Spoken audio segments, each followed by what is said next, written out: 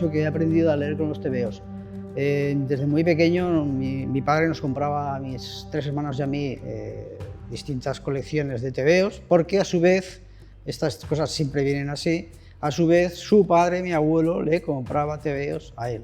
Y entonces él dijo: yo tengo hijos, voy a comprarles tebeos.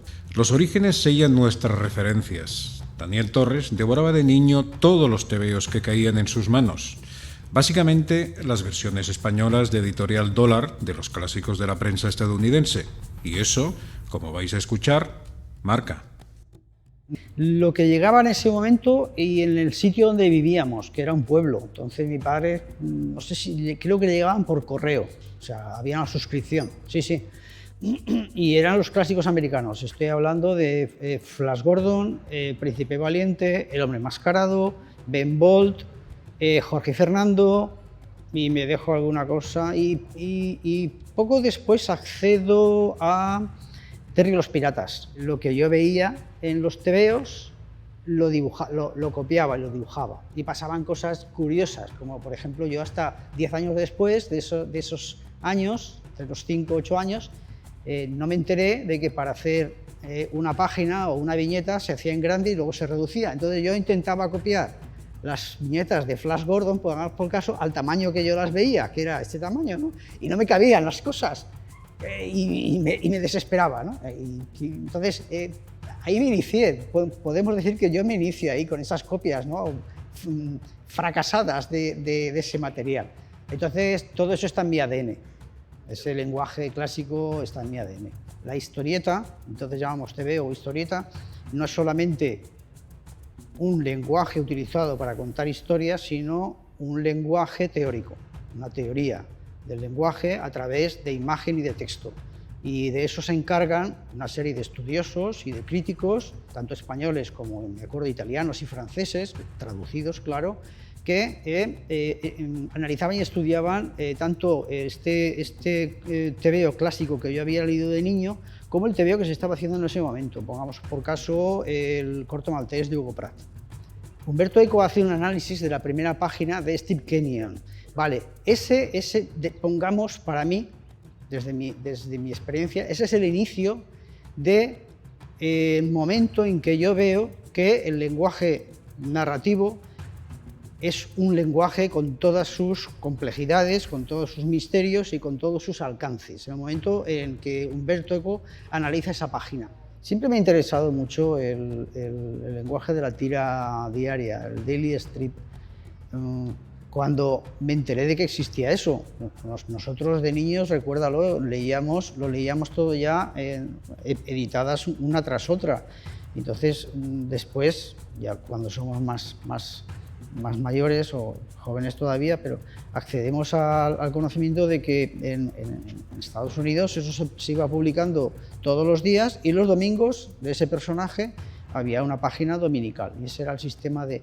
Entonces, eso como lenguaje siempre me ha interesado mucho, como esa fragmentación del lenguaje, ¿no? Cómo cuentas una historia en 6 partes y luego en 6 partes de una tira y luego en una página completa.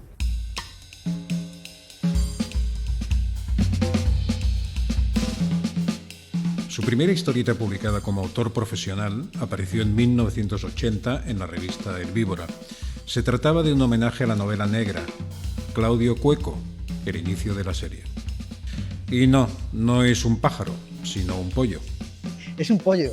Es un pollo, porque yo tenía una historia que no está publicada, por supuesto, que es un pollo que vive en una granja y entonces se rebela contra el granjero y dicen, ¿pero qué es esto? Esto es una explotación y es una historia, de hecho la historia se llama Claudio Cueco y la revolución pollil. Y dije, bueno, esto ya no es ni una parodia ni es nada, esto hay que cambiarlo, y lo vestí como personaje de serie negra, con lo cual es muy chocante que hagas un homenaje a la serie negra con un personaje con una cabeza de pájaro. Estamos hablando del 75 al 80 y estoy haciendo mis primeras páginas que me las quedo yo o si veo que hay una posibilidad de editarlas en los fanzines que se hacían aquí en Valencia, Verbigracia, el Gat Pelat, ahí se publican. Entonces yo empiezo a publicar cosas ahí y al mismo tiempo, recuerdo, en el último curso de Bellas Artes, yo ya, pongamos los fines de semana, voy preparando, mientras mis compañeros de estudios iban preparándose temarios de oposiciones, yo dije, me tiro a la piscina y me preparo una historia que es Asesinato a 64 imágenes por segundo, mi primera historieta publicada, para ver si podía ir a alguna editorial y a colocarla. Y ese mismo final de curso yo me cojo un tren a Barcelona, voy por varios sitios, acabo en la editorial de Herbívora y bueno, y enseño el material y ahí empieza todo, porque Berenguer, el editor, no me dice nada en ese momento, lo mira con mucha atención todo, eso sí, era un hombre muy meticuloso en eso. Yo regreso a Valencia en el tren de la tarde y nada más llegar me llama y me dice, oye, la historia que he visto esta mañana, mándamela que te la publico. Y yo, albricias. Y ya me pasé todo ese verano trabajando, o sea que ahí empezó todo.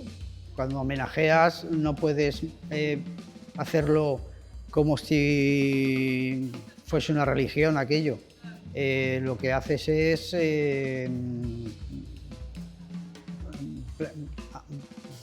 proyectas tu personalidad o tu sombra sobre aquello que te gusta mucho. Entonces, quieras que no, ahí puede entrar tanto el deslumbramiento como la ironía, como entonces.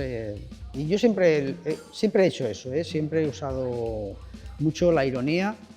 La ironía yo creo que es un tipo de humor muy respetuoso y muy culto en el sentido de que precisamente eso, de que estás ofreciendo un homenaje, no estás diciendo nada en contra, ¿no? de ese modelo.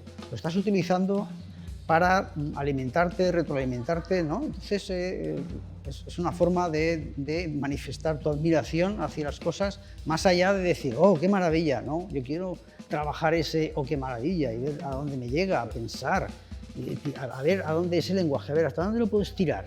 Es un lenguaje de mitad, del primer tercio del siglo XX. Estoy a finales del siglo XX. Ha cambiado, ¿qué puedo hacer con él? ¿Entiendes? Entonces, mi admiración por la novela negra, aparte de como lector, llega al punto de decir, bueno, voy a utilizar esas claves, a ver qué consigo hacer con ellas. Opium, su siguiente serie publicada en Cairo, es fruto de un referente de la literatura popular, Fu Manchu, reciclado un personaje más sofisticado y con aires retro. Opium tuvo una segunda vida en formato de comic book.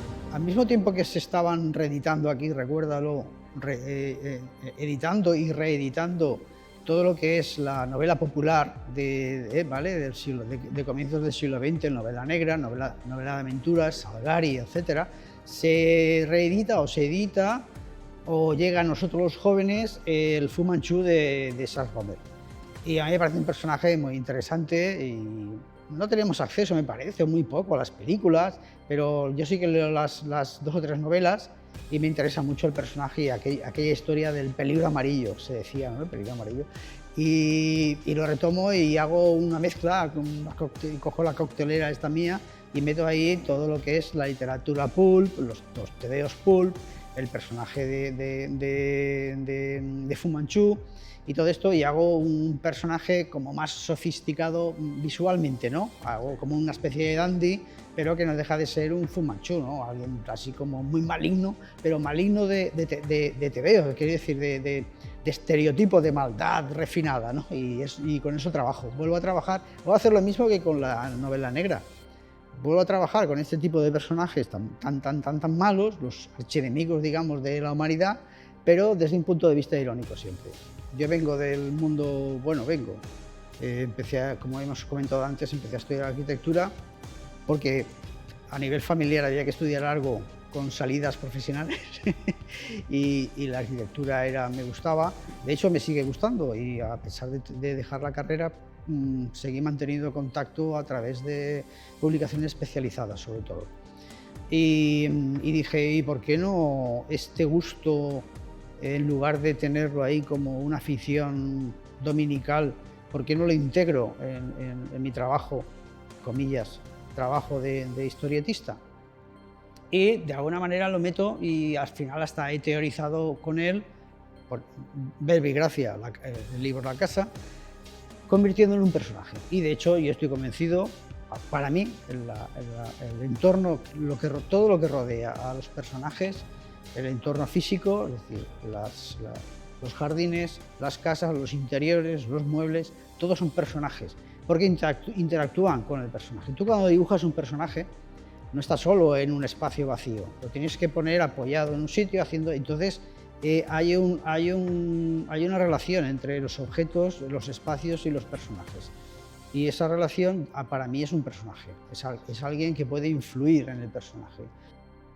Queríamos intentar hacer un modelo americano de trabajo a la española y decir, vamos a coger un personaje, en este caso me toca a mí, me dicen, oye, ¿y si hacemos esto? Digo, vale, perfecto.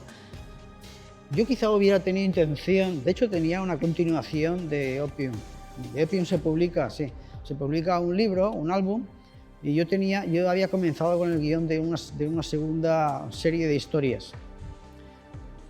Pero bueno, empiezo ya con Rocco Vargas y posteriormente de la editorial me dicen, oye, ¿por qué no retomamos Opium haciendo este modelo con un equipo de gente? Digo, vale, venga, vamos a intentarlo. Y eso es lo que hicimos. Fueron 6 tomos. A nivel artístico fue muy bien. Lo que pasa es que ya el mercado está cambiando y yo no sé si el hecho de hacer un comic book a la española o con un personaje ya hecho aquí y tal, no sé si acabó de funcionar del todo, bueno, sí, pero vamos, se publicó en... Era un momento complicado, pero vamos, aún se publicó en Francia y no sé, sí. Tuvo cierto recorrido a nivel de derechos, sí. Rocco Vargas, el aventurero sideral. El origen, la máxima referencia para Rocco Vargas y su entorno, es el Flash Gordon de Alex Raymond. Pero Daniel nos cuenta cómo ha evolucionado el personaje hasta el punto de convertirse en sencillamente Rocco Vargas, un auténtico referente de la historieta contemporánea.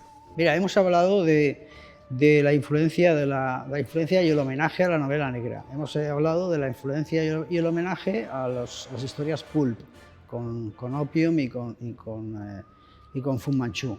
Y entonces digo, bueno, a ver, ¿yo de quién soy hijo en realidad? Aparte de, bueno, tengo varios padres, pero Flash Gordon es muy importante, porque yo entonces hago una rememoración de mis lecturas infantiles, de las que hemos hablado antes, y veía que habían como 2 modelos de héroes en estas historias. Está Flash Gordon, que es, digamos, el héroe, digamos, que no cambia, o sea, por él no pasa el tiempo, su novia sigue siendo su novia siempre, nunca se casan y nunca...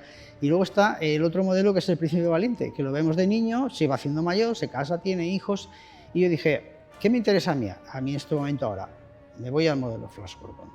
Me gusta mucho, además, he sido muy lector de ciencia ficción, me gusta ese mundo, esa investigación de mundos, y me voy al modelo Flash Gordon. De ahí esos pequeños homenajes, que hay muchos más en Rocco Vargas, y los hago constantemente y sin ningún tipo de problema, ¿cómo voy a esconder eso? Yo lo que no quiero hacer es una copia, eso no tiene sentido, ¿no? Eso sería un pastiche, sería una creación coja. Yo quiero poner de mi parte, ¿no? Quiero decir quién soy yo, pero en base a un personaje histórico, y cojo eso y con eso trabajo toda esta historia de este personaje que afortunadamente no se cortó en el primero o segundo álbum. Entonces, bueno, son ya 9 álbumes los que hay del personaje, estoy preparando un 10º y se ve una historia ya pues, trabajada y bueno, con cierto recorrido y en algún momento también ya se despega de lo que es su modelo original, ¿no? Ya no es una versión mía de Flash Gordon ni nada parecido, es Rocco Vargas y ya está. Aparte que estaba trabajando en otras cosas, en otros proyectos, en otros libros, y si se ve, supongo que en algún sitio estará de esta exposición que se va a hacer, estará puesta toda mi bibliografía y ahí podrá ver la gente entre un libro, entre el Bosque Oscuro y la estrella, entre la Estrella Lejana y el Bosque Oscuro, podrá ver lo que estaba haciendo. Pero estaba trabajando, tengo notas que así lo atestiguan, estaba trabajando en la profundización, ¿no?, del personaje. Quería hacerlo con un poquito más de hondura, más de sustancia como personaje, más allá del puro homenaje o del estereotipo del tipo grande, guapo, no sé qué, no sé cuánto, ¿no? Es decir, este hombre tiene una historia, este personaje tiene una historia detrás. Esa historia la tengo que conocer yo. Si quiero que los lectores medio la toquen en algún momento, la tengo que conocer yo. De hecho, cualquiera que crea personajes, como creador, que hace personajes, sabe que tiene que construirle toda una historia del personaje, aunque luego esa historia no se vea, digamos, de manera fehaciente, pero se va manifestando. Tú tienes, el personaje es una creación, pero es una persona, y todas las personas tenemos una historia, y somos porque somos por algunas cosas que han pasado, ¿no? O que queremos que pasen, o lo que sea. Entonces, todo eso tiene que tenerlo también un personaje de ficción, si no, difícilmente se lo van a creer los lectores.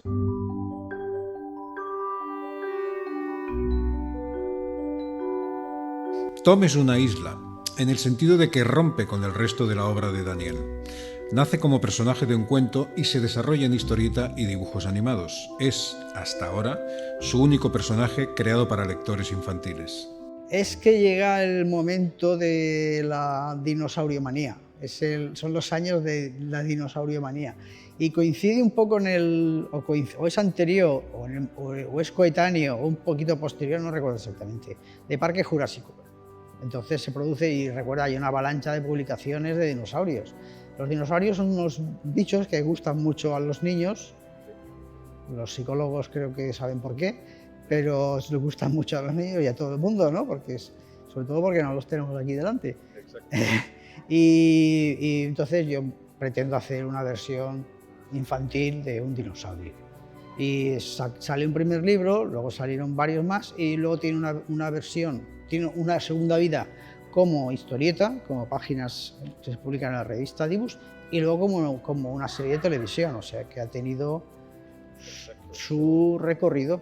Tuvimos la suerte, se hizo un proyecto y fuimos a presentarlo a unos festivales que se hacían, no sé si se siguen haciendo, supongo, en Europa, la gente presentaba sus proyectos y luego se veía si tenía, para buscar financiación, vamos.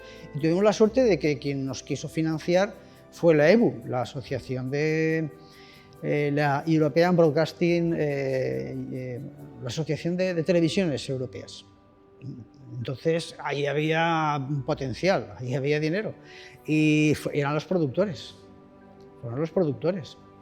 Y de hecho se emitió en todas las televisiones públicas europeas. Sí, sí, entonces estuvo muy bien y tuvimos financiación adecuada, un equipo muy bueno.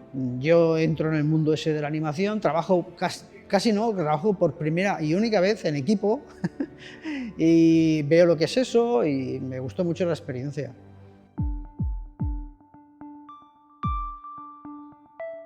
Más allá de las series de personajes fijos, Daniel ha concebido un buen número de obras de gran calado. Hablamos con él de algunas de ellas, como Sabotaje, El octavo día, El ángel de Notre Dame, Burbujas, Picasso en la guerra civil y El futuro que no fue. Sabotaje es un encargo de Didier Passamonic para la colección Atomium de Magic Strip en 1983. Ellos ya te conocen, ¿no? Ellos me conocen sobre todo por... es que el mercado de derechos entonces iba muy rápido y nada más publicar las cosas aquí, tanto las que publiqué en el Vibra como las que publiqué en Cairo, se editaban en Francia, en francés, con lo cual ellos acceden a ese material. Estamos hablando de Tritón, ya conocían Tritón y conocían El ángel caído y Opium. Y entonces dicen, a ver, este joven, la línea clara española se llamaba eso, acuérdate. Y vamos a encargar una cosa. Y me encargaron un proyecto y entonces sí, se me ocurrió esta historia. Y me sirvió además, yo siempre hago estas cosas así, de una manera, aprovecho recursos. Y Tritón está hecho, lo digo para quien se interese por las cosas técnicas, Tritón está hecho con, la línea está hecha con el Rotring y el color es directo. Y yo veía que el Rotring ya no me daba más, tenía que pasar a otra técnica. Y empecé a usar, en mi casa, el pincel para hacer la línea negra. pincel que adoro desde entonces, ¿no? Y hice pruebas con plumilla y no me acababa de cuajar la cosa. Entonces empecé con el pincel y vi que era muy difícil, pero que sí, cuando lo dominabas un poco te daba unas cualidades interesantes. Y pensé, antes de meterme a hacer un Rocco Vargas a pincel, que es el segundo libro de Rocco Vargas hecho a pincel, ¿por qué no aprovecho este encargo y me hago Sabotaje a pincel? Entonces es mi primera historia hecha con pincel, porque dije, a ver, Torres, avanza en la profesión, aprende, así que hazte un cursillo de pincel tú solo. Y eso es lo que hice. Entonces, para mí es una historia que me gusta mucho, porque es una historia que no tiene nada que ver con nada anterior ni posterior, y que me lo pasé muy bien. De hecho, es la primera vez que yo trabajo mucho con libros de trabajo, es decir, con cuadernos. O sea, todo mi material lo voy haciendo en un cuaderno o lo reúno luego en un cuaderno. Y el primer cuaderno de estos, que tengo todavía, claro, muy bonito además, pequeñito, con toda la investigación para hacer sabotaje, eso lo utilicé como una tesina para un proyecto de presentar en Bellas Artes. Ya acababa de terminar Bellas Artes, hacía 2 años, dije, ¿por qué había que hacer para cambiar de titulación? Una historia extraña. Había que presentar como una tesis, una tesina. Entonces aproveché la fabricación de sabotaje, de una historia gráfica, como presentación, como la tesina. Entonces la presenté en un librito, es un librito así pequeñito, muy cuco. Y ahí está toda la historia de los personajes, los motores, cómo funcionan, por qué pasa esto, el diseño de coches, todo eso está metido en un librito. Háblanos del octavo día. Son historias cortas, como si fueran las 1001 noches. Claro. No digo claro como si fuera... Estaba pensado así. Claro, no, lo explico. ¿Para qué vas a crear a alguien que sea igual a ti? Entonces creas a alguien que sea distinto. ¿Y cómo le das esa forma distinta? Pues le dices, mira, cuéntame cosas de ficción, porque la realidad ya la creo yo. Como Dios voy creando las cosas, pero ¿y las cosas que no estoy creando yo? Que son ficción, vale, pues cuéntamelas tú. Entonces todos los días se unen Dios y el diablo le cuenta una historia a Dios.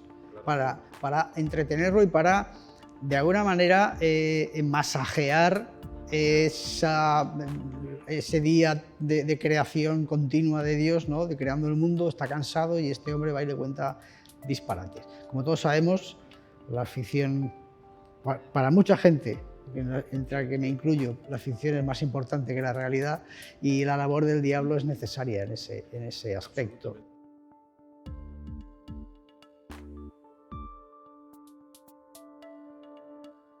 Claro, era la idea que tenía, hacer historias cortas, pero que contasen un poco, no sé, no la historia de la humanidad, la historia de las pasiones humanas, ¿vale?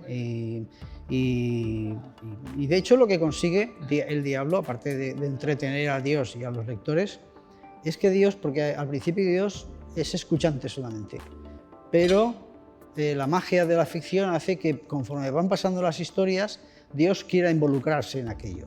Y el diablo al principio le dice, no metas la mano donde no te corresponde, tú sigue con la realidad y déjame a mí con la ficción, pero Dios quiere ahí meter mano y poner sus pequeñas puntillas en lo que cuenta el diablo. No, pues esto lo podíamos cambiar, esto no sé, pero tú no entiendes esto, tú dedícate a lo real, yo me dedicaré a la ficción. Pasamos al Ángel de Notre Dame, que es un intento de hacer algo parecido al formato prestigio norteamericano. ¿La intención era venderlo directamente en Estados Unidos? No, para todo.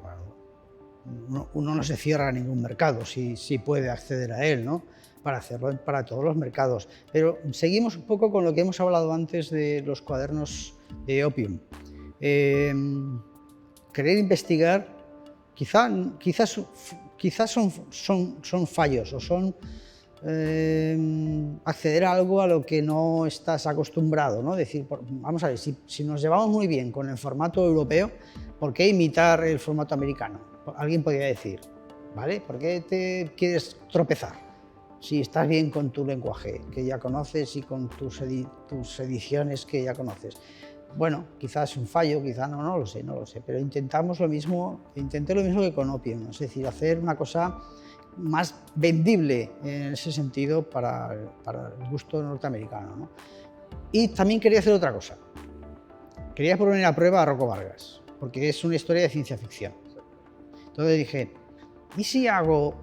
Porque esos personajes que aparecen, de alguna manera yo los iba a meter en Rocco Vargas. Y dije, ¿por qué no los hago personajes protagonistas? Y entonces, como he dicho antes, yo siempre tengo intenciones por ahí ocultas. Y entonces voy a ver si esto tiene... Si soy capaz de hacer una historia de ciencia ficción fuera de Rocco Vargas. Y hice esto. Burbujas es una obra de género testimonial. Sí. ¿Podríamos decir que es una autobiografía? No exactamente, pero sí de la reflexión de un adulto. Si vemos no recuerdo exactamente la edad que tenía yo cuando hice... De 2009 tenías 41 años. No, más. 51.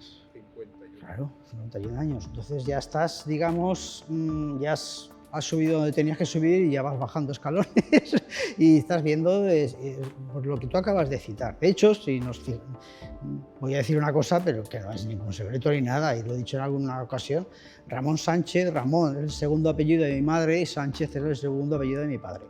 Entonces el nombre soy yo, de alguna manera, por eso la referencia autobiográfica. No me han pasado esas cosas que le pasan a ese personaje, pero sí esa necesidad de reflexión de decir, ¿dónde he llegado? ¿Por qué he llegado aquí? ¿Quién soy? ¿Dónde voy?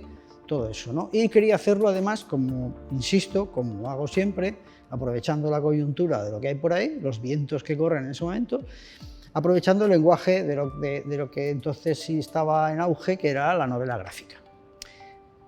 Me explico, para que la gente lo entienda. Nosotros los creadores del TVO, del cómic europeo, tenemos un formato que es el álbum, que puede ser 48 páginas, lo normal es que sean 48, 56, más o menos. Y ahí tenemos que contar una historia. Lo más difícil de contar una historia no es añadir cosas, es meter la tijera, porque tú tienes una historia construida, un guión, que es enorme, en el sentido de que eso podía hacerse en 200 páginas, y tienes que meter tijera para meterlo en 48 páginas. ¿Qué ocurre con la novela gráfica? Que te permite hacer 200 páginas. Pues es otro tipo de lenguaje. Entonces dices, yo me voy a explayar, era una investigación, de nuevo. Yo siempre lo estoy investigando. O sea, no es solamente el aprovechamiento de decir, el lenguaje de la novela gráfica, venga, voy a hacer una novela gráfica que es la moda, es lo que se lleva. No, ¿qué es la lectura de una novela gráfica? ¿Cómo se hace? ¿Qué léxico tiene eso? ¿Qué forma qué gramática tiene? Todo eso me interesaba investigarlo. ¿Cómo surge una obra como Picasso en la Guerra Civil?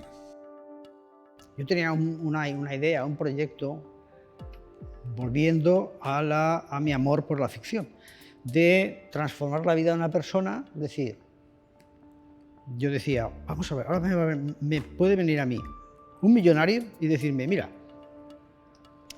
yo he conseguido esto y esto y esto en mi vida, pero ¿sabes qué me habría gustado ser? Un soldado de Napoleón en la batalla de Borodino. Es que me chifla esa batalla. Y entonces yo le digo a ese señor, mira, si me pagas, yo te hago una historieta en la que tú vas a salir como soldado de las huestes napoleónicas en esa infausta batalla. Ese era el proyecto, ya ves que es un proyecto de chiste, ¿no? Decir, vamos a ver. Entonces, yo iba pensando en eso, por aquí por Valencia además, cuando en una librería me encuentro un libro de estos, de una monografía de Picasso, con una de esas fotos famosas en la que está su rostro con esos ojos que te miran, y entonces por una cuestión de luz, de la luz que venía, hacía de espejo un poco el cristal, y yo veía a Picasso y me veía a mí, y a los dos juntos, ¿no? Y dije, pues va a ser Picasso el que me encargue esa historia. Es el valor de la ficción, que nos alimenta, para mí, más que la realidad, pero nos alimenta igualmente. Y quise continuar con ese juego de espejos y meter ahí no solo la ficción de Picasso, sino la ficción mía personal a través de mi padre. De hecho, mi padre no vivía ya cuando se editó el libro, pero si hubiera vivido le habría entusiasmado. Ah, mi padre estaba chiflaba con mis tonterías, con mis cosas, sí, seguro. Y habría ido con el libro a todo el mundo diciendo, mira, mira, soy yo, ¿has visto? Soy yo. Porque era muy presumido. Decía, mira, mira, así era yo de joven, mira, mira, mira. Y seguro que habría ido a quien lo quisiera escuchar. Esto lo ha hecho mi hijo, pero este soy yo. Mira, mira, aquí estoy con Picasso. O sea, mi padre se le habría creído que él estaba ahí dibujando con Picasso. Había una continuación de... Sí. Lo que pasa es que no sé si se lo haré o no. Se vuelven a encontrar. Porque Picasso estaba muy obsesionado. El Picasso, en la última etapa de su vida, trabaja mucho con grabado. Ya le gustaban mucho los Goya, los grabados de Goya. Y entonces vuelve a llamar a Paco y le dice, hombre Paco, ¿cómo estás? ¿La familia? ¿Bien? ¿Tal? ¿Sabes qué se me ha ocurrido? Que me gustaría mucho trabajar con Goya, haciendo grabados. Y la historia era que Paco volvía a reunir a Picasso y a Goya en un estudio de grabador. El futuro que no fue está planteada como si fuera el número extra de una revista. Sí, es un número extra de una revista que se llama El futuro que no fue.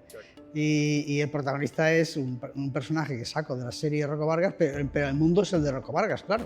Y bueno, y trabajo con eso. Es un divertimento, de nuevo, un canto de amor a la viñeta, un divertimento y una investigación del lenguaje. Y me permito cosas porque ya, por mi trayectoria, por mi edad, por lo que tú quieras, me puedo permitir, como estos guiños de no sacar el rostro del personaje hasta la última viñeta, o utilizar ¿cómo se llama? La rotulación del personaje, la misma que utilizaba Milton Caniff en Steve Kenyon. O sea que son cosas que no solo no las escondo, sino que las muestro, ¿no? Os voy a decir de dónde vengo. ¿Echas en falta las revistas? Sí, de hecho, tú lo sabes, hay una página en la que se ve un gran plano general de la ciudad, Montebahía, y hay un globo publicitario que pone Lea el Cairo, y sale la portada del número 1 de la revista Cairo. Y eso, para mí, eso es como decir, ¿cómo echo de menos el mundo de las revistas? Que ahora, en estos momentos, hace tiempo ya, es imposible, no puede ser, ¿vale? Pero eso no quiere decir que no lo eche de menos. Nosotros nos creamos como profesionales trabajando en la revista primero y luego, si iba bien la cosa, no siempre, sacando un álbum. Acuérdate que primero el aprendizaje era historia corta en la revista. Si te portas bien, te sacaremos una historia larga. Si te portas bien, si te sigues portando bien, la historia larga será a color. Y si ya esto funciona bien, sacaremos un álbum. Y si todo eso funciona bien y vendemos derechos fuera, ya puedes ir haciendo álbum. La casa. Explicar la historia de la casa le llevó a Daniel 6 años. 6 años para una obra monumental, que nos habla del hogar, de la casa, pero también de cómo se ha forjado y vivido a lo largo de los siglos y de la historia de la humanidad. Llegado un momento de esos que te reúnes con tu editor o con tu publisher, que dicen los ingleses, que el editor, hablamos de proyectos futuros. Y entonces mi editor me dice, como te gusta mucho la arquitectura, ¿por qué no hacemos un proyecto sobre la arquitectura, pero no como acompañamiento, como personaje que acompaña a otros personajes, sino como personaje principal? Y yo me puse a la tarea y dije, pues es verdad, ¿por qué no hacer algo así? En principio era como una historia de la arquitectura con el lenguaje del cómic. Y de ahí empecé a hacer un poco de... Lo primero que hice fue una investigación de mercado. Me fui por las librerías y vi qué había y qué no había y efectivamente entonces no había nada o casi nada que viese yo sobre historia de la arquitectura, por decirlo así, en cómic. Y dije, pues venga, voy a tirar adelante. Pero aquellas cosas que, no sé, porque acabó eso convirtiéndose en 600 páginas. Porque eran 12 tomos de 48 páginas. queríamos hacer unas entregas, queríamos hacer una, ¿cómo es eso? Como fascículos, pero en formato álbum, 12 tomos de 48 páginas.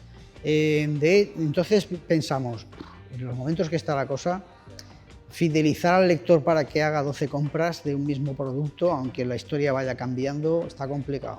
De ahí pasamos a 6 tomos, siempre con las mismas páginas, el mismo contenido. De 6 tomos a 3, de hecho yo tengo hechas las 3 portadas de los... Y de ahí de 3 a 1. Y ahí, al final dijimos, oye, vamos a hacer un libro, nos la jugamos todo porque este es un libro imposible. Es un libro imposible, no hay editor que haga eso, ni hay autor que haga esa locura, porque son 6 años de trabajo, de dedicación plena, y son 6 años de apoyo de mi editorial hacia mi trabajo, entonces eso difícilmente un editor lo va a hacer, y ahora mismo un autor se va a embarcar en una cosa así. La casa es una historia en sí, y la casa tiene una historia porque tiene un ADN, es como un ser vivo, que viene de un sitio, y es como es porque tiene un pasado. Y la investigación de ese pasado y la investigación de por qué las casas son como son y representan lo que representan ahora a nivel urbanístico, sociológico, psicológico, tiene una historia detrás. Y eso por una parte. Y por otra parte, haciendo uso de la propia historiografía, de la propia análisis de la historia y de lo que es la casa como reducto de vida, y como la casa en su mayor parte es una construcción de la mujer. De ahí el homenaje a mi madre en concreto, ¿no? Porque mi madre en realidad es la que construyó nuestro hogar, con mi padre, claro, pero es que culturalmente la que amalgamaba a la familia dentro, de la mujer trabajaba en casa habitualmente, trabajaba durante siglos. No durante una generación o dos, ha trabajado durante siglos en casa, y la que ha construido la casa como concepto, como idea, ha sido en gran parte debido a la mujer. Aunque de forma excepcional, Daniel ha escrito y dibujado varias historietas cortas, algunas de ellas con guiones ajenos, básicamente dirigidas al mercado norteamericano. Y una de ellas, sí, con guión de Alan Moore. ¿Cómo surge esta historieta? ¿Cómo fue trabajar con Alan Moore? Como Alan Moore sabemos que es como es, o si es que se sabe cómo es, pues vete a saber cómo, porque eso surge por el editor por Kitchen, el editor de Spirit, ¿no?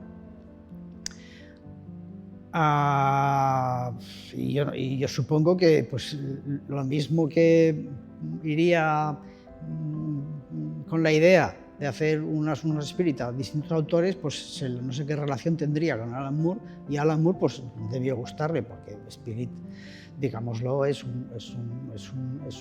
digamos, un hito en el mundo de la conquista de la narración gráfica. Yo creo que igual que yo he aprendido mucho con Spirit, a Alan Moore también le gustaría, lo que sea. Total, que accedió a hacer el guión, oye, y siempre me pregunta la gente como si fuese un ogro, ¿cómo es trabajar con Alan Moore? Digo, pues mira, sí, lo más sencillo del mundo, porque me pasó un guión, yo hice unos bocetos, a través del editor se los mandamos, dijo que sí a todo, yo hice el dibujo, el editor, y todo el mundo estaba contento y ya está, se editó.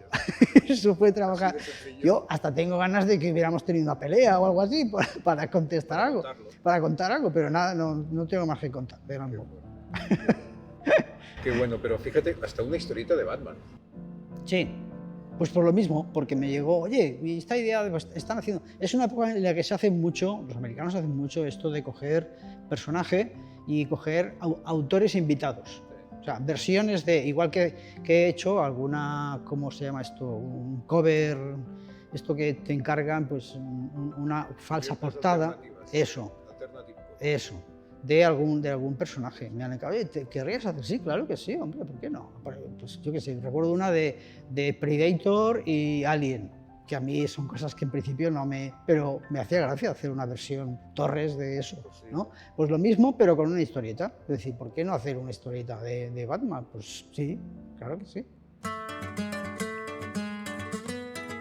Para Daniel, la ilustración no es un complemento a su faceta como historietista, sino un conjunto en la globalidad de su obra, una forma de aprender, un todo narrativo. Quizás sea su faceta menos conocida en nuestro país. Hay un portafolio titulado Babylon, editado en 1984. ¿Es importante para ti? Mucho. ¿Como ilustrador? Mucho, como ilustrador y también como narrador, porque fíjate que era la época en que se hacían portafolios y ahí lo que hacían muchos autores, porque era para eso, era reunir ilustraciones con un tema único o no, por ejemplo, de ciencia ficción, de coches, de amor, de no sé qué, y el grafismo de un personaje conocido, llamémosle Moebius, por decir algo, tenías ahí el mundo Moebius en 12 ilustraciones que las podías sacar de portafolio, colgar o guardarlas ahí o lo que sea, ¿no? Y yo dije, ¿por qué hacer una cosa inconexa? ¿Por qué no contar una pequeña historia también? Y ahí cuento una pequeña historia en forma de ilustraciones. ¿Por qué? Y ahí también coincide, un poquito posterior, pero es el momento en el que yo comienzo a trabajar como ilustrador para Estados Unidos. ¿Por qué hago esto? ¿Por qué digo esto? Porque para mí la ilustración es una viñeta y cuenta una historia, aunque yo esté apoyando un texto que no es mío. La ilustración es una imagen que apoya o se basa en un texto, ¿no? Que ilustra un texto. Pero ¿por qué no puede contar ella misma, aparte de ese texto, algo más? O contar bien ese texto, o contar una imagen. Entonces, en mi trabajo de ilustrador yo he querido también investigar lo que se puede hacer con una imagen única. Yo trabajo como portadista de libros, pero sobre todo como ilustrador de artículos. ¿Por qué usar siempre una misma fórmula o una misma técnica o ¿por qué no la voy variando, voy investigando hasta dónde puedo llegar, hasta dónde? Entonces, en la ilustración es donde me atreví, porque era el sitio ideal, a desligarme o a quitarme un poco de encima la dictadura de la línea negra, a la que yo debo lo que soy, la línea clara y todo esta, ¿sabes? La línea como expresión y tal. Digo, bueno, pues voy a quitar la línea negra, a ver qué pasa. Quería decir, bueno, yo sé que con la línea negra sé lo que soy capaz de hacer, a ver qué soy capaz de hacer quitando la línea negra, a ver hasta dónde puedo llegar. Toda la verdad sobre lo ocurrido. Tras 40 años de profesión, Daniel decide echar la vista atrás y descubrir de dónde procede y hacia dónde va. El resultado fue Toda la verdad sobre lo ocurrido, recopilada en el libro titulado Algunos maestros y toda la verdad. De nuevo es un divertimento convertido en necesidad o una necesidad convertida en divertimento. Es decir, en lugar de a lo mejor de ir a un psicoanalista y sentarme y decirle ¿por qué dibujo te veo, señor? Diga, explíquemelo. ¿Por qué hago esta cosa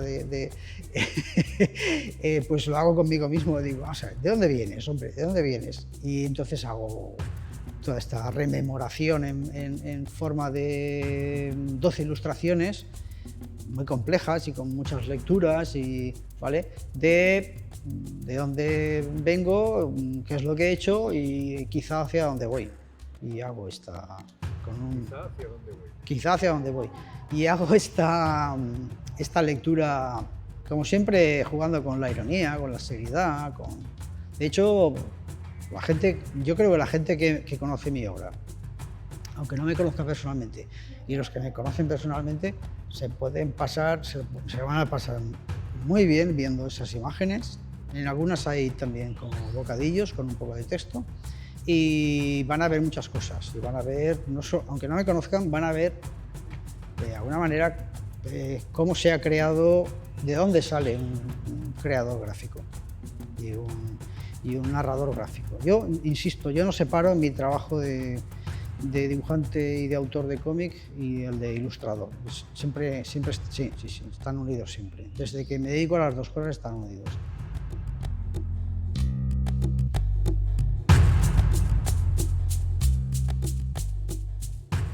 Este trabajo es pasional. Es un trabajo que requiere mucho trabajo, requiere muchas horas, mucho esfuerzo físico e intelectual, entonces tienes que tener pasión por él, si no, no consigues llevarlo a cabo, ¿no? Y esa pasión tiene que ser honesta, no puedes fingir que te apasiona algo y no apasionarte, ¿no? Entonces yo creo que esa honestidad te lleva a construir la obra, tu obra, y con un andamiaje y con una estructura que la sostenga. Y yo supongo que sí, que quien lo vea desde fuera ve ese constructo grande ya de más de 40 años de trabajo, y yo que lo veo desde dentro, lo veo como he intentado reflejarlo en estas 12 ilustraciones de toda la verdad sobre lo ocurrido. Esta entrevista creo que es muy interesante porque Daniel responde abierta y sinceramente a todas las cuestiones. Es un repaso a toda su obra y en ella además confirmamos que Daniel lleva más de 40 años de profesión realizando una obra muy personal, que es un autor que ha sabido reciclar y adaptar a su estilo muchísimas referencias, aportando un sello muy personal a toda su obra, tanto en la narrativa como en su grafismo.